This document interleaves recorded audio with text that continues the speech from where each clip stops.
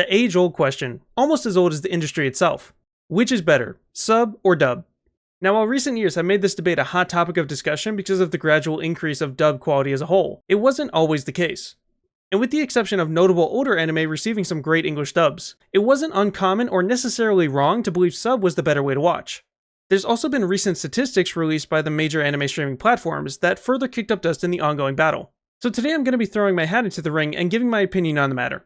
I'll also be going through the reports to give as clear of an understanding of the actual numbers as possible, and talking about a recent anime that's adding a new twist to the debate in a way you might not be expecting.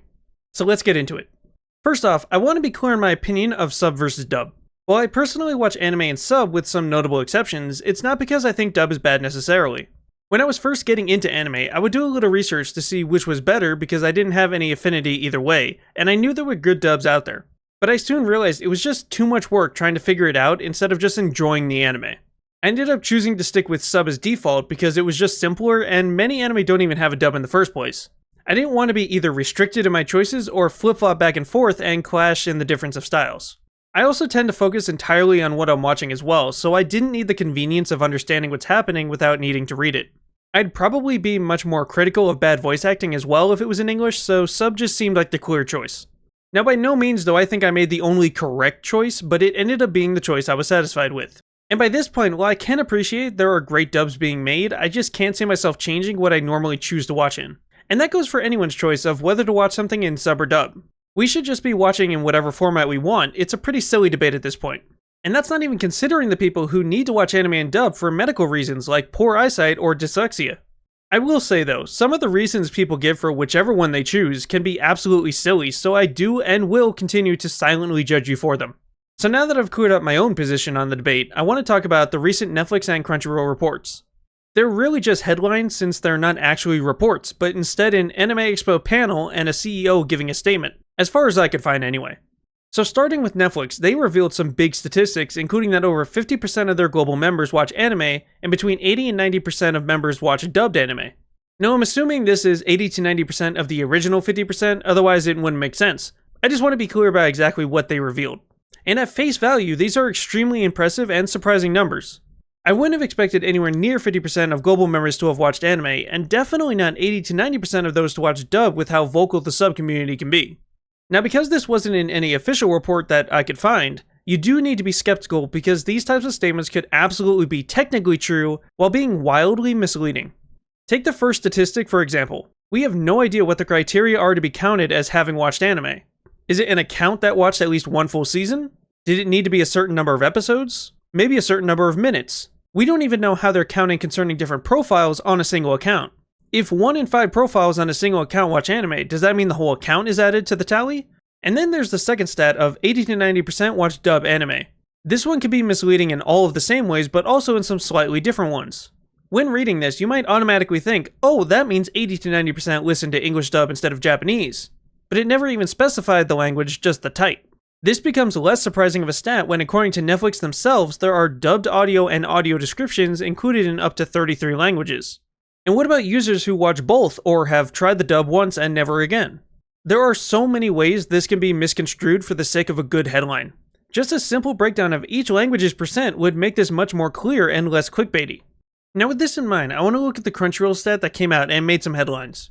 The CEO gave a presentation with multiple interesting insights, but the one that stood out was that in the UK market, 48% of UK fans watch anime subtitled, and this is more than anywhere else in the world. Which was surprising in its own, but does raise similar questions as the Netflix stats, as well as questions about the specific wording used. Hearing 48% watch subtitled might make you think that 52% watch dub, but then what amount watch anime raw? Is there a difference between watching a specific dub with that language's subs on? He even mentioned that they localize in over 12 languages, so again it would be more helpful to know the breakdown between the languages themselves. The second part of the stat also raises questions on its own. It mentions that the 48% is more than anywhere else in the world, but along with the above questions, by how much is it more? What are the individual regions is being counted against? And while the percents are proportionate, it doesn't say anything to the actual number of people, which plays into the previous question. And this isn't me trying to be cynical by any means. I just prefer when stats are transparent with the criteria in which they were collected so I can base my own opinion on them. It's very easy to make a flashy presentation with slight tweaks to the hard numbers, so hopefully we get them at some point for a clearer view. And while Netflix and Crunchyroll are of the biggest legal anime streamers, these numbers say nothing to the insanely large collection of people who watch anime illegally. And who knows what those numbers would actually look like. As a quick example, it was reported earlier this year that one of the largest anime piracy sites was outpacing Disney Plus and Crunchyroll in traffic. So we're very far from knowing any of the actual statistics in the ongoing battle of sub versus dub. So now that the stats are out of the way, I wanted to talk about a recent major anime that's come under some debate in a surprising but related manner. Lord of Mysteries began airing on June 28th with the promise of a multitude of dubbed languages, including Japanese and English. The original language is Chinese, but didn't start airing any of the alternate dubs until July 25th. This created a rift among those interested in the donghua because a large number of people wanted to watch with the Japanese or English dub but didn't have the option. So discourse started breaking out, criticizing the lack of options, whether people should even wait for the other dubs, or if their reason for waiting was even valid in the first place. And this just reminded me of the same sub versus dub argument people have been having for years. Except those that were pushing the Chinese dub think they're better than those who wanted to wait for the Japanese dub, and don't see the irony that they're doing the exact same thing Japanese sub watchers have been doing to English dub watchers for decades. People are allowed to watch in whatever language they prefer, and I don't know why this bothers anyone in the first place. But to be honest, I think the blame for the recent arguments mostly falls on Crunchyroll's shoulders for not preparing all of the languages at the same time. It's widely known that there's a very common preference for watching anime or a similar style of animation like donghua in Japanese, regardless of the animation's original language. And of course, we as watchers don't have a right to have everything prepared exactly as we prefer, but at the same time, you can't be surprised when there is pushback. Now, earlier I specifically said mostly on Crunchyroll because there are certain anime pages that also push the narrative that watching in a language other than the originals is essentially blasphemous and weird because supposedly original is best and you don't even speak the language in the first place. So unless you are waiting for the dub in a language you speak, it apparently makes no sense. And while original is best is just a nice way to be an elitist and look down on those who have a preference, the second argument makes even less sense. First and most obvious is if you watch enough anime, there are definitely words and phrases that you pick up on which has its own merits and can even help in situations where the sub isn't the best.